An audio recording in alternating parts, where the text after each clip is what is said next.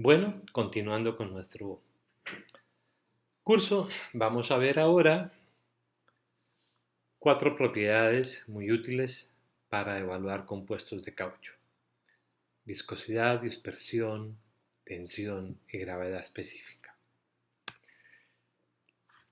Tal vez una de las más antiguas es la viscosidad, que se sigue por la norma de 1646 y algunas otras normas. Pero miremos cómo es el equipo y en qué consiste. El equipo consiste de un rotor que tiene sus cantos aserrados y sus dos caras igualmente con estrías en forma de cuadritos.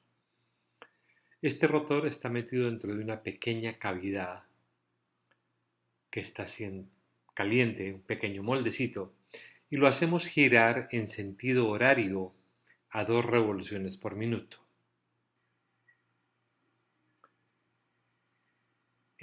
Miremos entonces qué tipo de test corremos ahí y qué nos dicen. El primer test es el de Scorch. Básicamente yo intento conocer cuánta energía puedo darle a mi compuesto en el molino, mientras que lo lamino, mientras que hago todos los procesos previos a la vulcanización. Muy seguramente tendré que laminar, pasarlo por una calandra, pegarle un textil o hacer tantas cosas. Entonces quiero saber qué tanta energía le puedo dar antes de que comience la vulcanización. Eso es como si le hiciéramos zoom a este pedacito de una geometría típica. Pero vamos a hacerlo como si más cercano a un valor real del proceso. Entonces nuestra temperatura estará a 100 grados o 150 grados, que sería la temperatura, perdón, o 120 grados, 130 grados, que sería como la temperatura del molino. Y como el rotorcito girado, revoluciones por minuto, trata de simular mucho mejor o más parecido el esfuerzo cortante de dos rodillos de un molino abierto.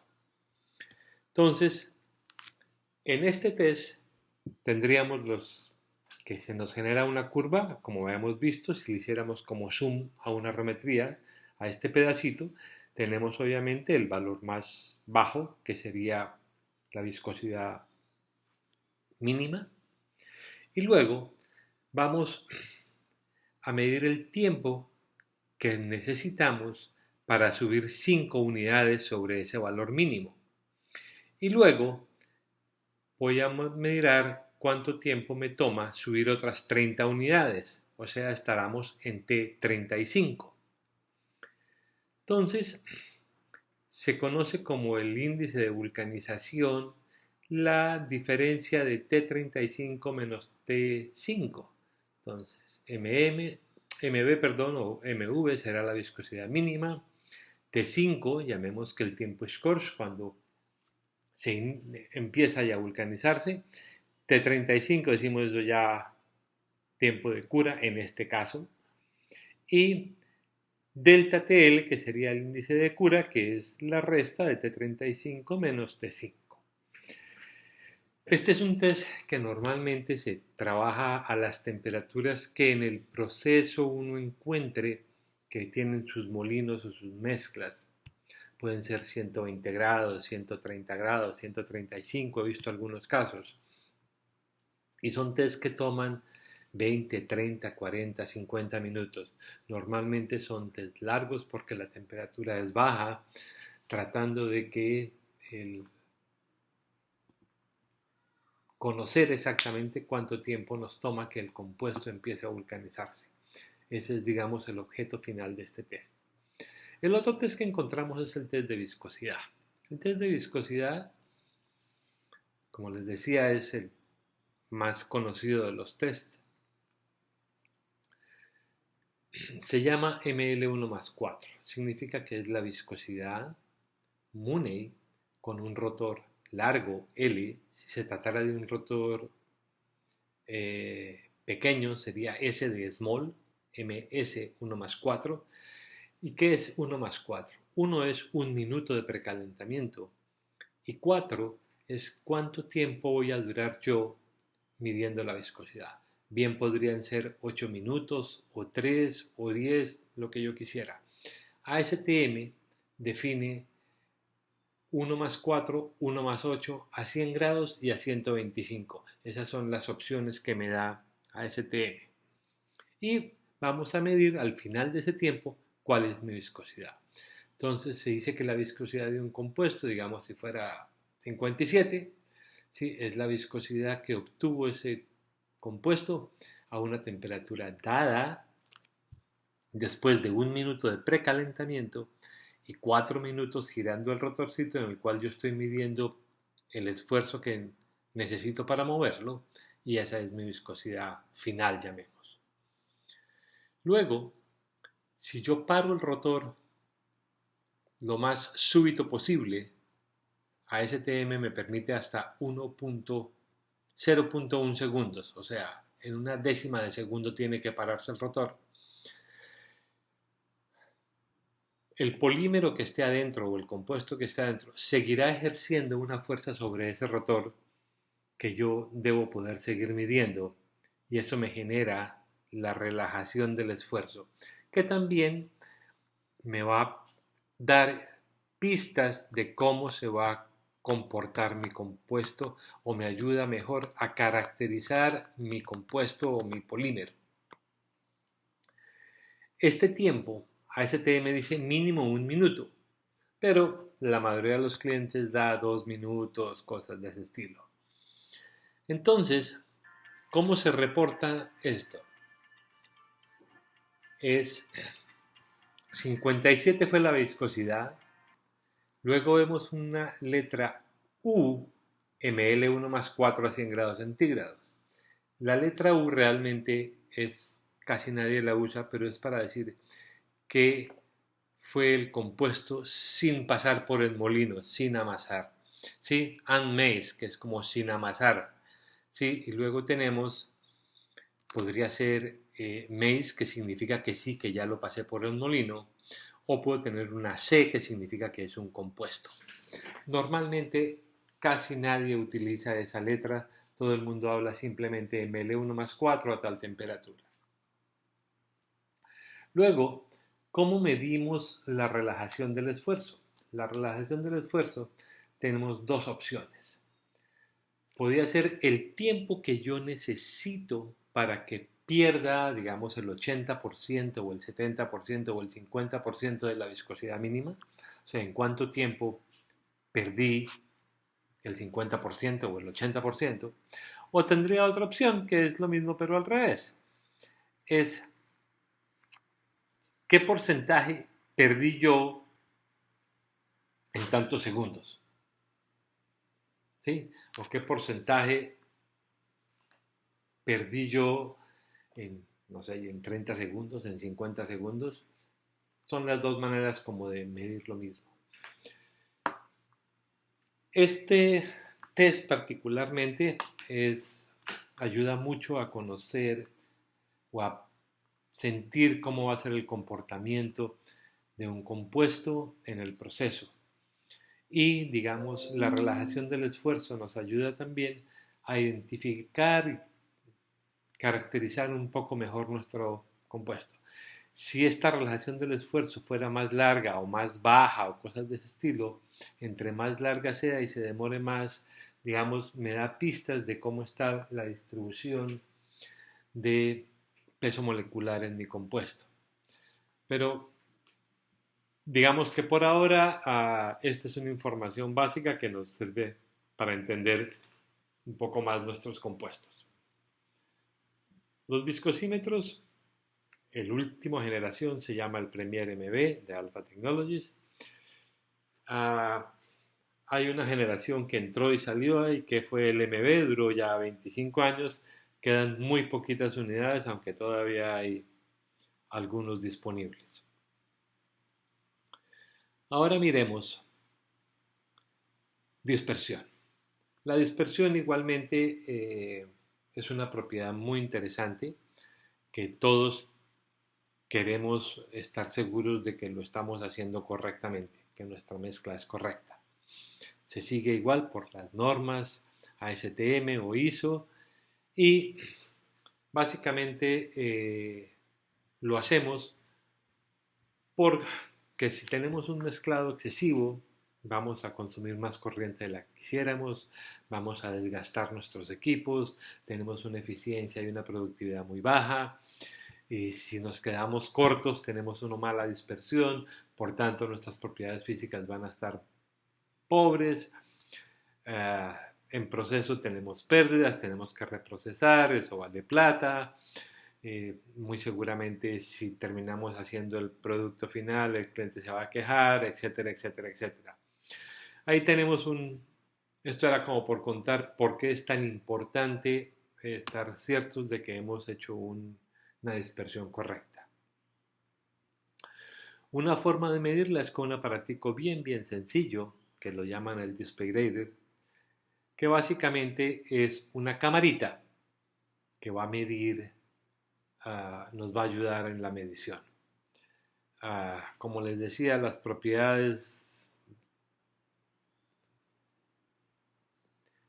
se van a ganar o perder dependiendo del nivel de dispersión que tengamos. ¿Cómo funciona?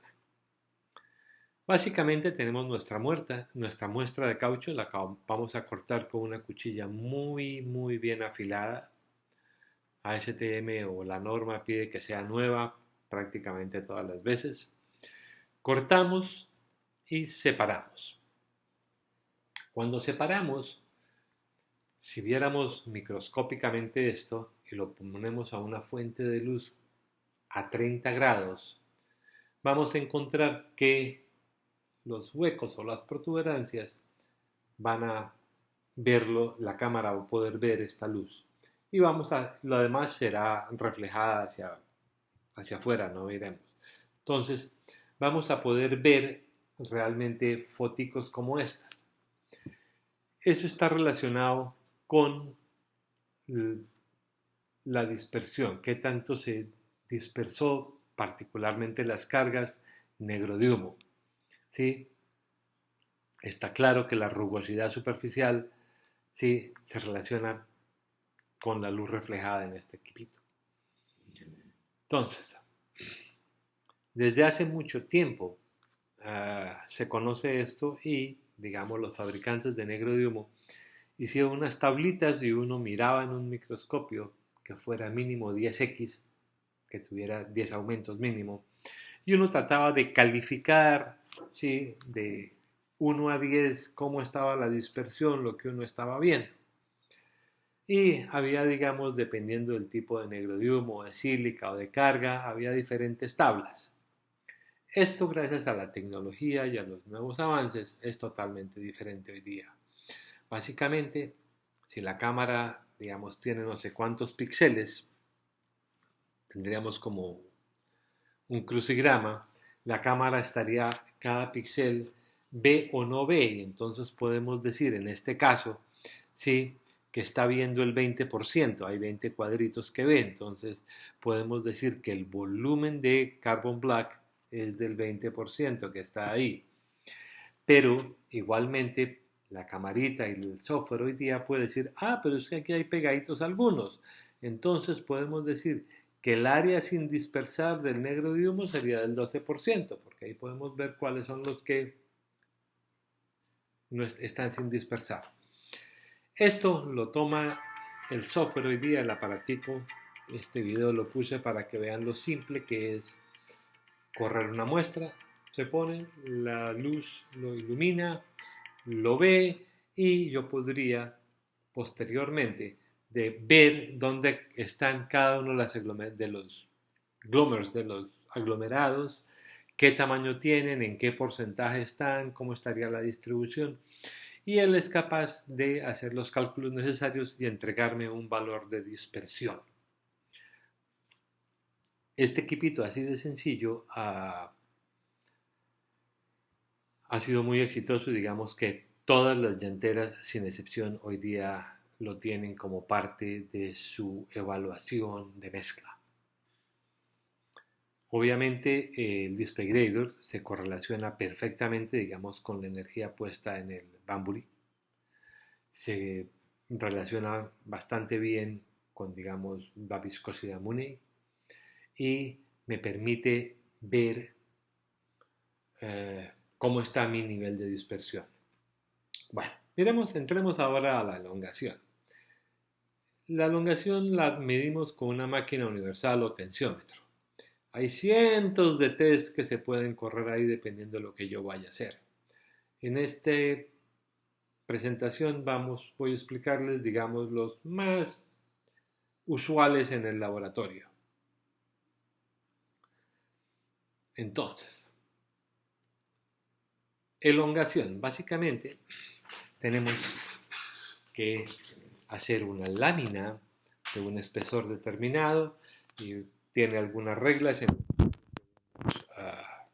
laminarla de determinada forma, ponerla en el molde para asegurarnos que las fibras, si se pudieran llamar, están alineadas en determinada forma. Luego, con un troquel, cortamos esa laminita, ¿sí? Y la ponemos en nuestro tensiómetro, que ha de tener un extensómetro.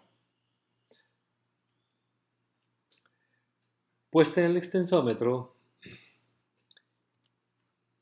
empezamos a estirar nuestro equipo y se empieza a generar la curva donde yo puedo medir cuánta fuerza necesito para deformar mi probeta un porcentaje determinado hasta que se rompe. Entonces vamos a encontrar, digamos, las tres, la STM, digamos, habla de deformación al 100, 200 y 300%. Eso quiere decir cuánta fuerza necesito para deformarla al 100%, al 200 o al 300 y cuál es la fuerza que necesité para romper esa probeta. Otro tanto podríamos hacer con desgarro. La probeta tiene ya una geometría diferente y la coloco en el tensiómetro, ya no necesito extensómetro y arranco mi prueba hasta que la tensión se rompe. Igual voy a registrar cuánta fuerza necesité para romperla y en qué posición, o sea, qué tanto se estiró cuando se rompió. Y, digamos, pruebas de adhesión, igualmente. Nótense que en cada caso a veces tenemos mordazas más especializadas para cada caso. En este tenemos la adhesión donde estoy mirando qué tan bien quedaron dos capas, digamos, de una lámina. Eso me genera una curva así donde hay varios picos, ¿sí? Y hay varios criterios entonces para determinar cuál es el valor de la adhesión. Podría ser que el área bajo esa curva fue la energía que yo necesité para despegar ese par de sustratos. O podríamos hablar de cuáles fueron el promedio de los valores más altos o el promedio de mis picos o de los más bajos. Esos son los diferentes criterios y hay diferentes normas y he visto que los clientes usan todo tipo de criterios al respecto. Otra propiedad que vemos muy a menudo es la gravedad específica. La gravedad específica podemos en un laboratorio tener dos versiones. Una mezcla cruda y quiero saber cómo está. Entonces necesito una cantidad más o menos grande de compuesto, hablemos 200 gramos, 250 gramos, que los pongo en esta maquinita que tiene, digamos, un cilindro donde yo pongo mi muestra. Ese cilindro va a comprimir esa muestra, ¿sí? Y le va a sacar toda la, digamos, el aire o cualquier cosa que pudiera estar contenida dentro de mi muestra. El diámetro del cilindro es conocido y yo voy a medir entonces el desplazamiento de ese cilindro hasta cuando ya lo tengo totalmente confinado. Entonces con ese desplazamiento conozco el volumen y luego tomo mi muestra, la saco y la peso. La grada específica es peso sobre volumen y de esa manera tengo, y es muy repetible hasta con, digamos, en 3 cifras decimales, esta prueba resulta muy práctica y rápida de hacer. La otra versión, que también usan muchos clientes, es muy simple y es peso en el aire, peso en el agua y de esa manera encuentro mi peso específico. Hay maquinitas como estas que tenemos para la venta que te dan 3 o 4 dígitos de resolución. Ya tienen el programita de poner en el aire, en el agua y él inmediatamente te da el peso. También son muy simples, muy económicas y también es estándar casi que en todas las llanteras y en todas las personas que mezclan, digamos, cantidades importantes.